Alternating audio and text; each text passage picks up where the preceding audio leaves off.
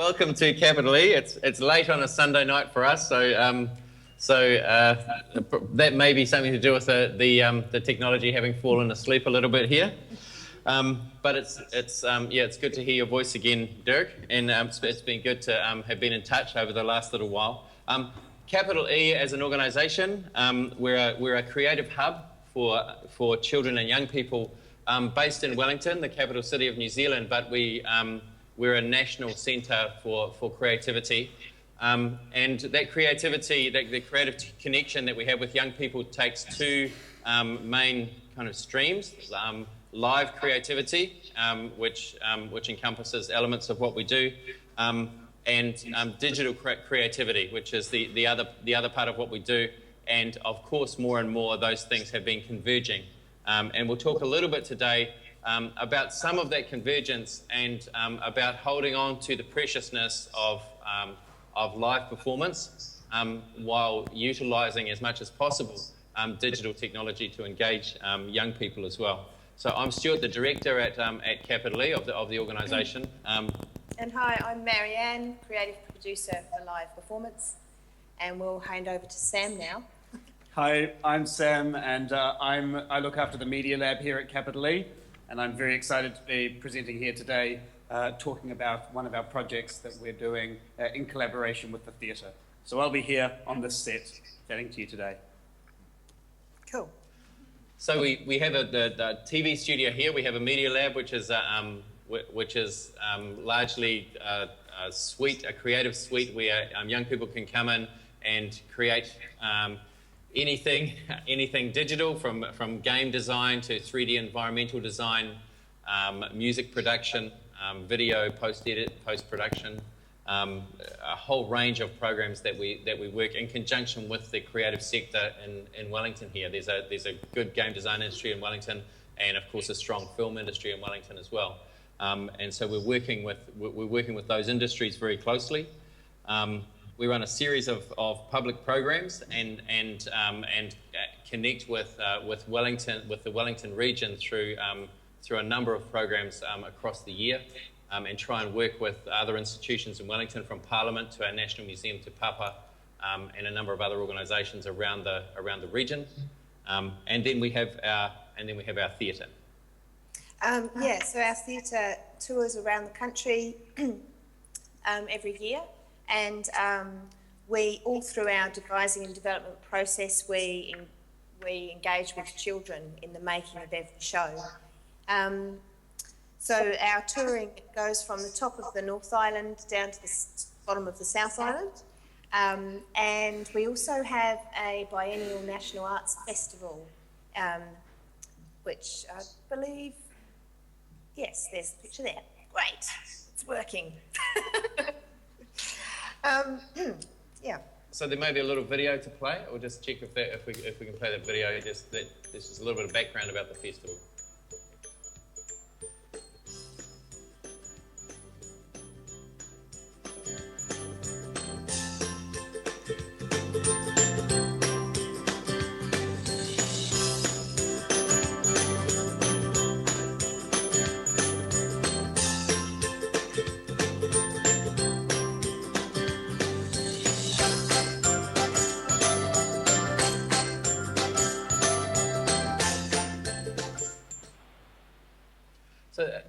Our festival runs once every 2 years. It's a biennial festival.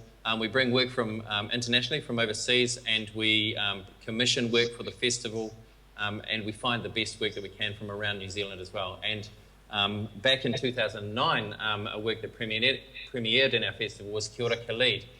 It was a work that we created in-house, and Marianne will tell you a little bit about that particular piece and the involvement of young people and the engagement of young people in the creation of that. Yeah, so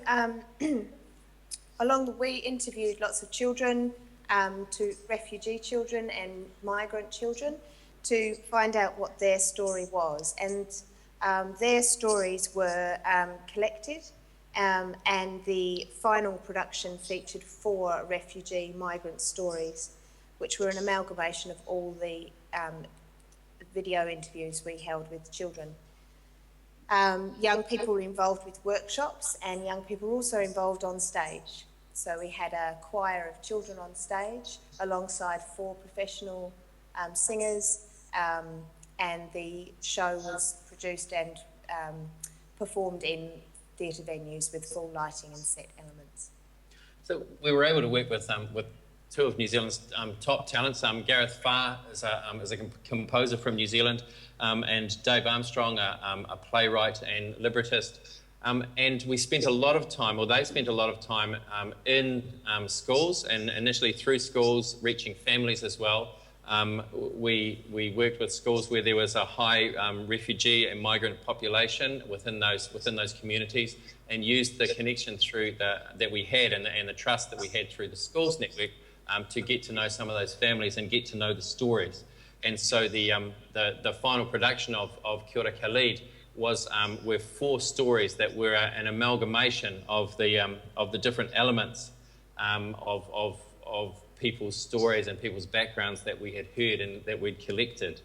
But it was more than just what we presented on stage. The material that we collected was quite rich and very engaging in and of itself. Because we videoed a lot of this initially. We videoed for the sake of having that record that we could use in the creation of the piece and in pulling the libretto together. But we found that the material that we collected, and with the permission of the young people and their families, the material that we collected actually could have a life beyond that. So the sort of questions that we asked children were: have you ever had to move to a new place? How is the new place you've moved to different? Do you remember where you're from? How did it look? What were the people like, etc. I think we're going to cross over now to a video of some interviews we had with those children. Yeah.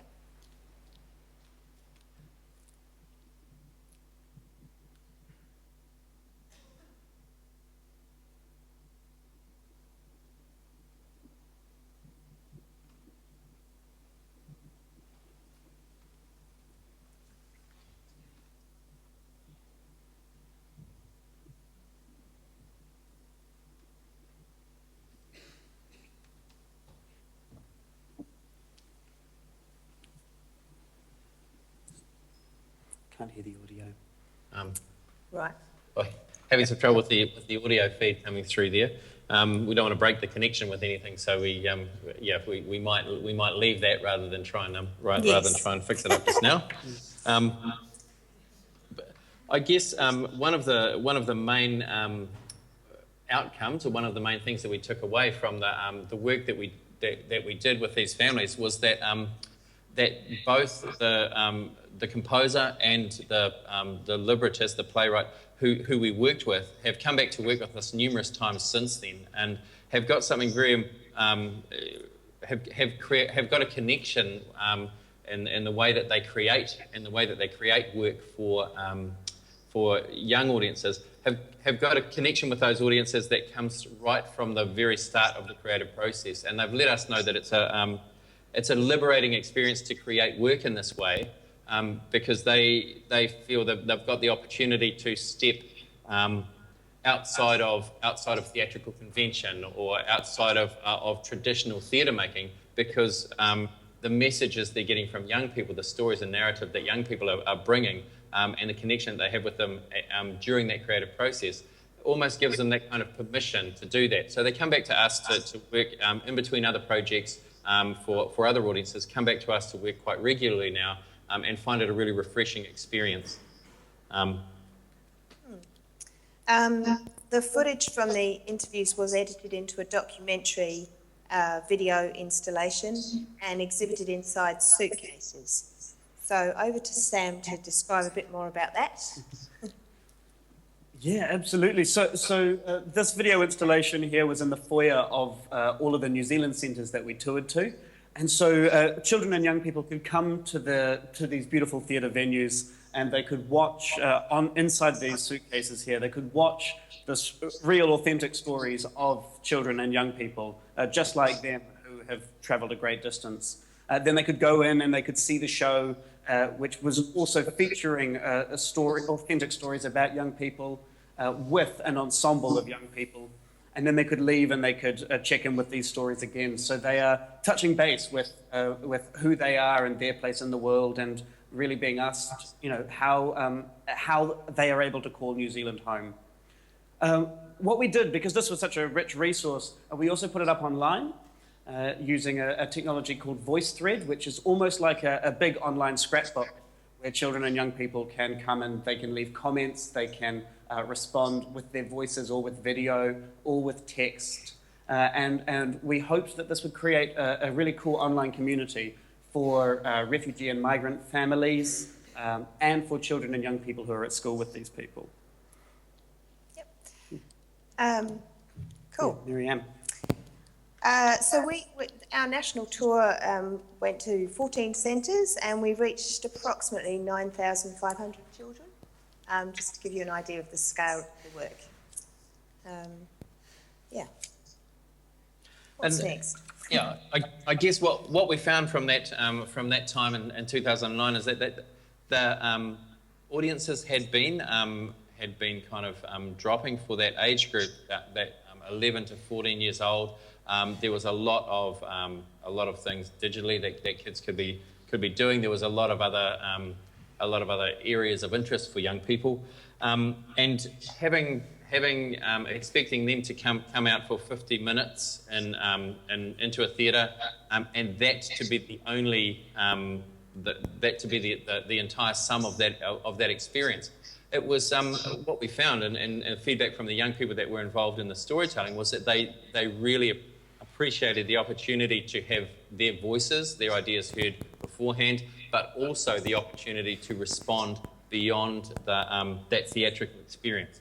And that idea that there needs to be, that young people need to feel that they are participants in any of these kind of creative experiences, that we're not only creating work that's for young people, but it's actually reflective of them, that this work is, that they can see their own voices, they can see their own images, they can see themselves in that work. It's actually by them, and it's being co-created with them as well, is a really important part of the direction that Capital E has taken, particularly since that time, and in learning from that experience. Yeah, so from now and into the future, we've been working more and more internally with our digital team to offer collaborative, relevant work for children. One of our productions we're working on this year is called Hinipo. Hinipo was first produced back in 2005, and it was devised from a storybook by Gavin Bishop. In the 2005 version, this stage play was devised by the young graduate actors and the director. And like all our work, it was shown to young people along the way, and their input guided that devised script. This show has themes of guardianship, respecting the past, move forward, looking at how the past shapes the future, and environmental things. So this year we've decided to remount it, and one of the young graduate actors from the 2005 version is going to direct it this year, which is great. So he has a very strong commitment to the piece, obviously because he was part of the devising team, knows the work really well, and he's very excited to be working with us again. So over to Sam to talk a bit more about the digital collaboration we'll be doing with this show. Thanks, Marianne. So alongside the live piece, the digital team are really excited to provide opportunities, both through live and digital technology, for students to interact in really meaningful ways with the form of the work and the content of the work and the themes of the work. So we've devised a few pre- and post-show engagement activities that we hope will really ask students to become active participants in the work. The first thing that we're doing is we have a behind-the-scenes blog that's going to be following the cast and crew in rehearsals. It's going to the workshop and watching them build the set. It's in the rehearsal room as they devise their magic tricks that they'll do on stage, things like that. And our hope is that students and potential audience members can come and they can really get to know the cast and crew. They can forge a personal relationship with them before they see them up on stage. And the really cool thing about this blog is that students can go in and ask questions, so it's definitely a dialogue between the creative team and the audience of 10 to 14-year-olds who will be coming to see the work. So we've gone out and we've met some schools who are going to be a part of this program, and we've introduced them to this blog so that they can get to know the cast. Then they're going to come down to Wellington and see the show.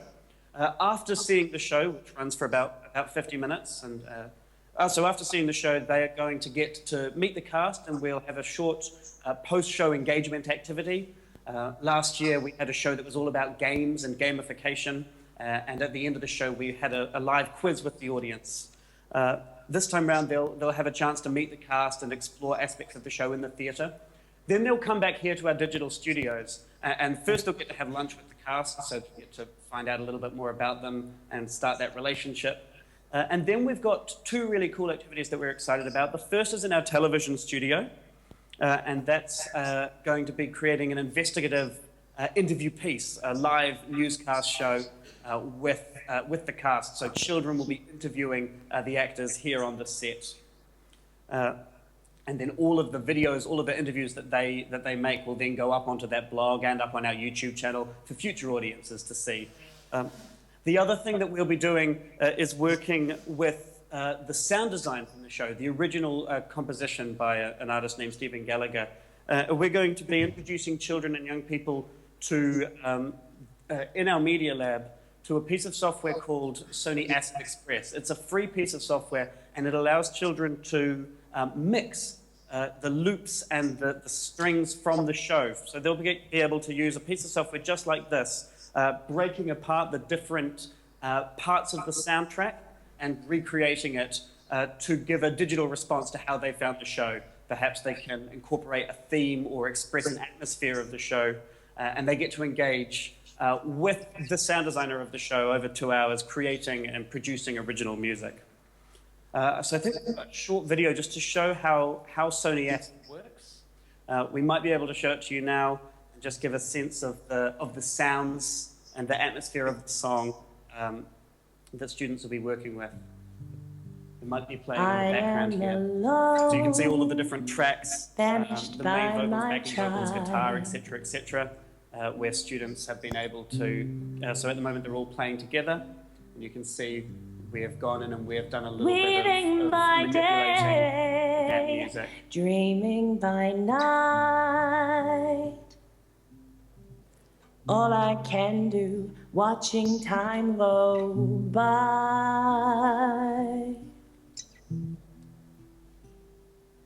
myself,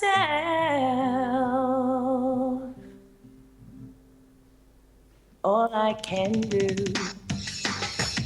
So what we're really asking of young people is we're asking for them to become really deeply engaged in the work, in yes, the content and the themes, but also the form, so that they can become inspired as future performing artists here in New Zealand. We know that our audiences need more than a passive experience. They really do want to contribute. They want to be engaged, ignited, really fueled by our work. Marianne, Stu. Thanks. Yeah, so for us, theatre is consciously creating spaces where young people can explore what it means to be an individual and to be a creative citizen. And young people are often the most creative, so we want experiences where young people have that opportunity to work, see, and make work for themselves. We'll be developing more post-show activities for our live performance theatre shows, and we want to make the experience for children more enriched. We're going to continue the behind-the-scenes blog and the tour blogs so children can directly connect with us, and in turn our artists can connect with children. We're also looking to strategically partner with other arts organisations to make as much quality work for children available for children in New Zealand as possible. I think I'll pass over to Stuart now. Thanks, Marianne. And there are risks associated when you're trying to stay at the leading edge of technology. That's sometimes the bleeding edge, and you've experienced some of that hemorrhaging tonight, or tonight for us, this morning for you. And thanks again to the technical team at your end for performing the triage that they were performing to make our presentation possible today. But also, in an earlier presentation, there was a very good comment around a risk of using technology, a risk in that of being about the content. If you start with bad content, there's nothing you can do, no matter how much you dress it up. It's not going to be that interesting. And one of the experiences that we offer in the Media Lab is game design experiences for young audiences. And it really is. So you'll get some kids, usually the more technical children, that will spend some time really making a beautiful 3D scene or 3D walkthrough for their game. But at the end of that session that the young people have, they have the opportunity to play each other's games and to critique each other's games. And inevitably, the games that are the most engaging are not the ones that look the prettiest, that have the flashiest explosions. They're the ones that have the best story. They're the ones that where narrative has been at the centre of what they've tried to create. There's a cause and effect. There's a reason for something happening, and there's a payoff at the end. And it's an immediate thing that young people find there too. So for many of our partners, schools and venues, other festivals around New Zealand, and particularly arts funding organisations, they always they fund us, or the motivation for funding what we do and the kind of work we create in creating theatre for young and performing arts for young people, is around building for the future, investing in the future, and we kind of have to let them believe that, because they give us money, they provide the resources for us. But the people that are in the industry, the artists that we work with, know that that these young people they're not going to one day grow up and be a real audience. They're an audience right now. And they're an audience that can offer something to artists that no other audience can offer. And if you involve them in the creative process, can offer something through their voice to the world through these works. And so we're really pleased to be able to make sure that we balance the idea of young people as a future audience and as an investment with what young people can offer to the creative process and to creation right now. And I guess the way we think about it is, if we're going to merge those two kind of views, which sometimes are a little bit conflicting, is that if we can see that we ourselves, young people and artists, sharing this kind of collective dynamic place that is the creation of theatre, as a place that's always and continuously in the process of becoming their world. So the space that we share is becoming their world. They feed into it and in turn affect it, and they are motivated and engaged by seeing their influence and their participation having an impact. And we also are impacted by their participation, by their fresh ideas, by their inspiring way of looking at the world. And that's what we're here for, and that's what we're trying to do, and trying to make sure that technology and live performance can offer. So thank you very much. That's pretty much our presentation, and appreciate your time. Yep.